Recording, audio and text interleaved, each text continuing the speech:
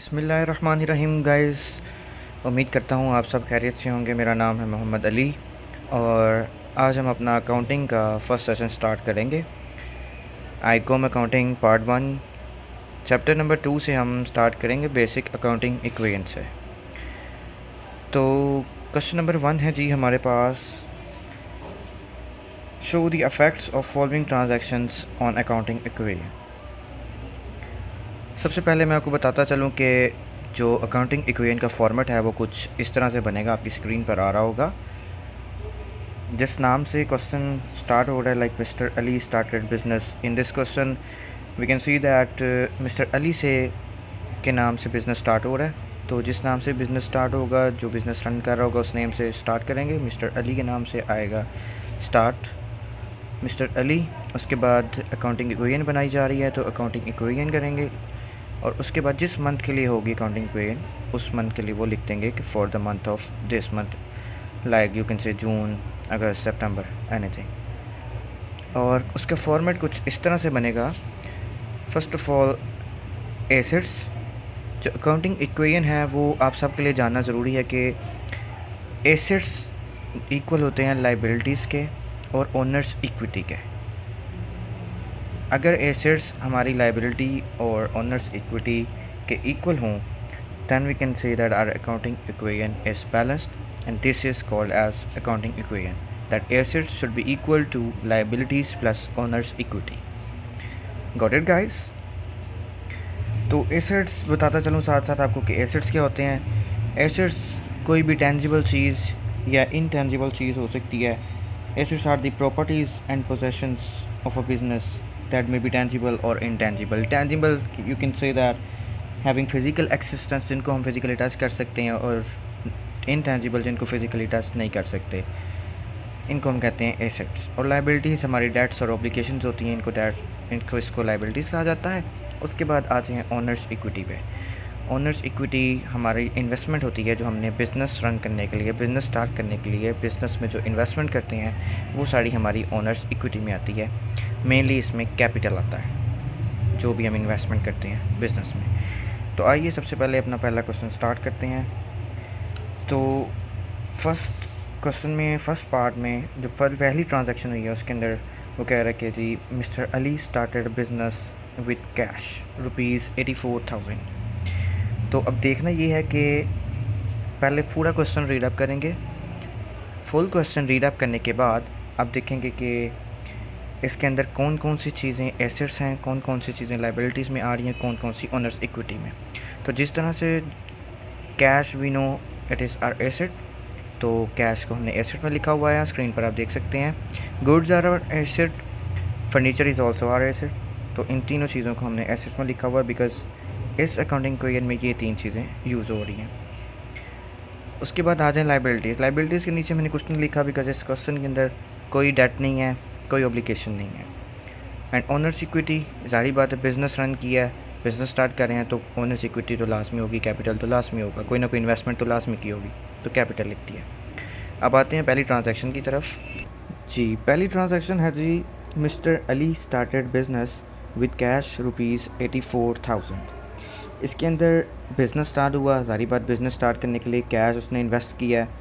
एक चीज़ आ गई कैश और दूसरी चीज़ इन्वेस्टमेंट की है उसने 84,000 की, तो दूसरी चीज़ आ गई कैपिटल ओनर्स इक्विटी में।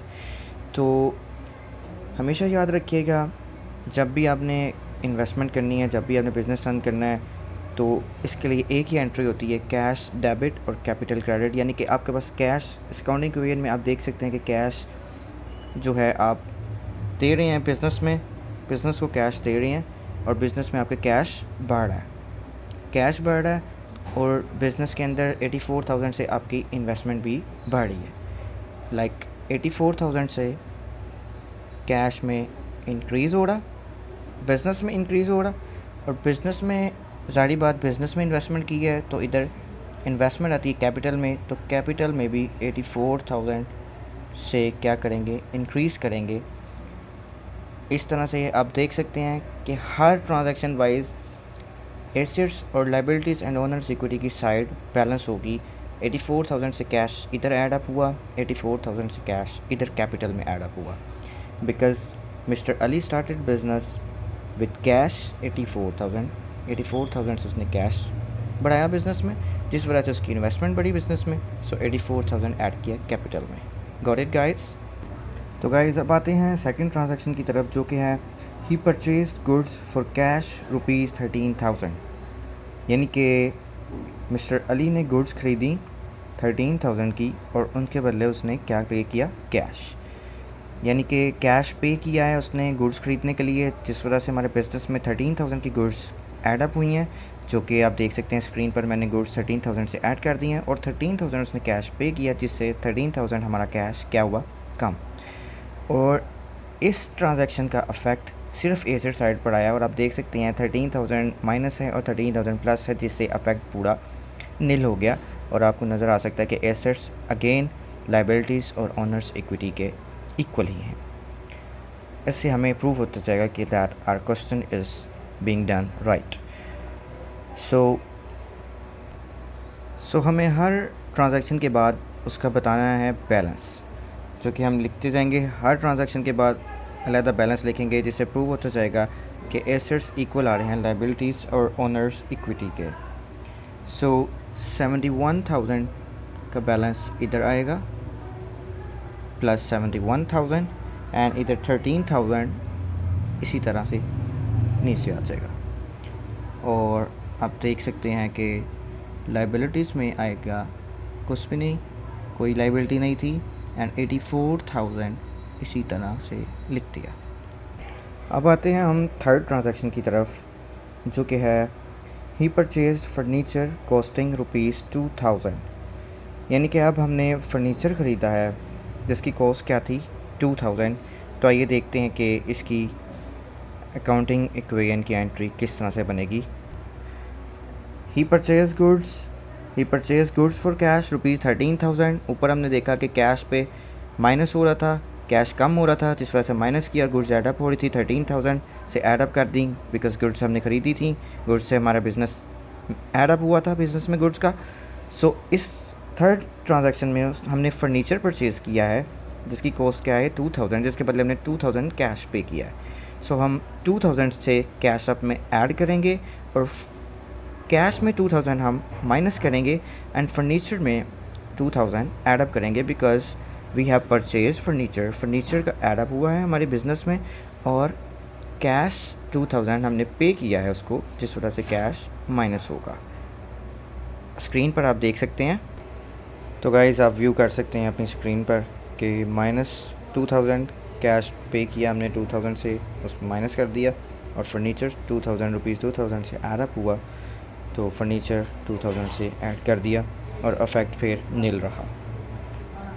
ओके गाइस, उम्मीद है आपको समझ आ रही है। साथ ही साथ मैं आपको बताना चाहूँगा कि हमारे इस चैनल को लाइक एंड सब्सक्राइब करें और ताकि आपको न्यू क्वेश्चंस की अपडेट साथ साथ मिलती रहें।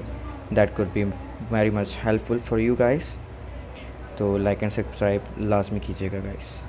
तो गाइस थर्ड ट्रांजैक्शन के बाद हमारा बैलेंस आ गया है कैश का 69,000, गुड्स 13,000, फर्नीचर प्लस 2,000 और कैपिटल प्लस 84,000 उसी तरह से, बिकॉज उसके बाद हमने अपने बिज़नेस में कोई इन्वेस्टमेंट नहीं की, तो वो 84,000 ही है। अब चलते हैं फोर्थ ट्रांजैक्शन की तरफ। फोर्थ ट्रांजैक्शन में स्टूडेंट्स वो बता रहा है कि ही sold goods for cash ₹3,000 costing ₹1,800। जिसका मतलब है कि उसने गुड्स सेल की हैं 3,000 की, जो कि उसने ख़ुद ख़रीदी थी 1,800 की। इसमें 3 बातें हमें समझ में आती हैं। पहली ये कि 3,000 की गुड्स उसने सेल की हैं, 3,000 से गुड्स सेल आउट की हैं हमने, जिसका मतलब है कि 3,000 से कैश हमें मिला है because we have sold out the goods. So we have taken 3,000 cash because we have selled the goods for ₹3,000। और वो गुड्स कितने की थी? कॉस्टिंग ₹1,800। जिस मीन्स के हमने गुड्स 1,800 की ली और आगे सेल की 3,000 की, में से कैश हमें आया 3,000 से कैश ऐड अप करेंगे और हमारी गुड्स जो माइनस करेंगे जो हमारी गुड्स निकली हैं बिज़नेस से, वो कितने की हमने ली थी, 1800 की। सो 1800 से गुड्स माइनस करेंगे और 3000 की हमने सेल आउट की, 3000 हमें कैश मिला, 3000 से कैश ऐड अप करेंगे। And the most important, the third thing which is the profit, because हमने एक चीज़ 1800 की ली, गुड्स हमने 1800 के लिए और 3000 के सेल आउट किए। तो 3000 में से 1800 को माइनस करेंगे, इसका मतलब है कि 1200 रुपीज़, 1200 का हमें क्या हुआ गाइस, प्रॉफिट। बिकॉज 1800 की गुड्स हमने ख़रीदी हैं और 3000 की हमने सेल आउट की हैं, जिसमें कि 1200 का हमें क्या हुआ है, प्रॉफिट। और इसकी अकाउंटिंग इक्वेशन की एंट्री जो है वो कुछ इस तरह से बनेगी। आप देख सकते हैं गाइस, ये 3000 से कैश मैंने ऐड किया और गुड्स हमने जो कॉस्ट थी गुड्स की, जितने की हमने ख़रीदी थी, जो हमने सेल आउट 3000 की 3000 से कैश आया, 1800 की गुड्स की कॉस्ट थी, 1800 से गुड्स निकली, माइनस कर दिया 1800 एंड 1200 का हमें जो प्रॉफिट हुआ, प्रॉफिट हम जाहिर बात है बिज़नेस की इन्वेस्टमेंट में जाएगा, बिकॉज बिज़नेस ग्रो किया है प्रॉफिट से। सो 1200 से प्रॉफिट हमें मिला है, जो कि प्रॉफिट हमने क्या कर दिया है, ऐड अप कैपिटल में। अब बैलेंस करके तो जाते हैं गाइस फिफ्थ ट्रांजैक्शन की तरफ, जो कि इस क्वेश्चन की लास्ट ट्रांजैक्शन है। तो गाइस ये मैंने बैलेंस कर दिया, जिससे कैश का बैलेंस आ गया हमारे पास 72,000, 69,000 प्लस 3,000, 72,000। गुड्स का बैलेंस आ गया 11,200 एंड इसी तरह फर्नीचर 2,000 और प्रॉफिट के एडअप होने से कैपिटल का बैलेंस चला गया 85,200 पे। अब गाइस आते हैं फिफ्थ ट्रांजैक्शन की तरफ। फिफ्थ ट्रांजैक्शन हमारे पास है ही पेड सैलरीज रुपीज़ 1200। अब पे कर दी सैलरीज़, सबसे पहले पे की हैं तो हमारे पास से क्या गया, कैश निकल गया, 1200 से कैश हमने पे कर दिया, इसका मतलब कैश 1200 से माइनस करेंगे। अब सोचने वाली बात है कि दूसरी चीज़ क्या माइनस होगी, वो ये होगी that we have paid salaries. तो ज़ाहिर बात है सैलरीज़ हम अपनी पॉकेट से तो नहीं देंगे, जो बिज़नेस हम रन कर रहे हैं, जो हमें उसमें से इन्वेस्टमेंट में फ़ायदा हो रहा है, ज़ाहिर बात है हम बिज़नेस ग्रो अप कर रहे हैं, हम अपने बिज़नेस में से अपने क्लाइंट्स को, अपने एम्प्लॉयज़ को सैलरीज देंगे। सो 1200 से हमने कैश पे किया सैलरी की सूरत में, कैश माइनस करेंगे 1200 से, एंड दूसरा कहाँ से पे कर रहे हैं, अपने बिज़नेस में से पे कर रहे हैं, तो माइनस 1200 कहाँ से पे करेंगे, कैपिटल में से माइनस 1200 माइनस होगा, साथ साथ कैश में से माइनस होगा। वी पेड सैलरीज रुपीज़ 1200, 1200 से कैश माइनस कर दिया, पैसे गए। और दूसरा कैपिटल में से क्यों माइनस कर रहे हैं, बिकॉज़ वो कैश जो हमने निकाला वो अपने बिज़नेस में से निकाला है, that's why we are doing subtraction from the capital.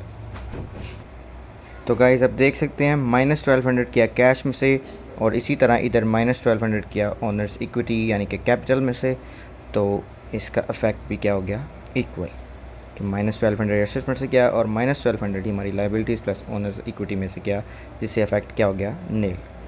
अब इसका बैलेंस करते हैं और अगर टोटल बैलेंस हमारा एसेट्स का इक्वल आता है लाइबिलिटीज़ प्लस ओनर्स इक्विटी के, तो इसका मतलब है we have done the right entries and our question is absolutely right.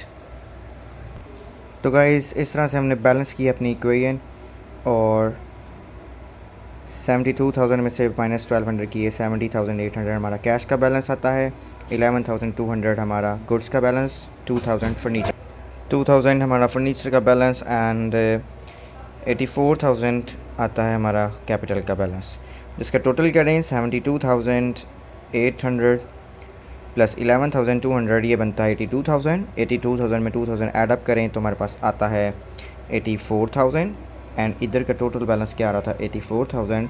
This means कि assets is equal to liabilities plus owners equity. This means कि अकाउंटिंग इक्वेशन बैलेंस हो चुकी है, इसका मतलब we have done the right entries and our question is absolutely right. बहुत शुक्रिया guys आपके टाइम का, उम्मीद है आपने कुछ सीखा होगा और लाइक एंड सब्सक्राइब करना ना भूलिएगा हमारे चैनल को, और इंशाल्लाह stay tune to our channel. Next time next question के साथ हाज़िर होंगे आपकी खिदमत में। स्टे ब्लेस्ड गाइस, अल्लाह हाफिज़।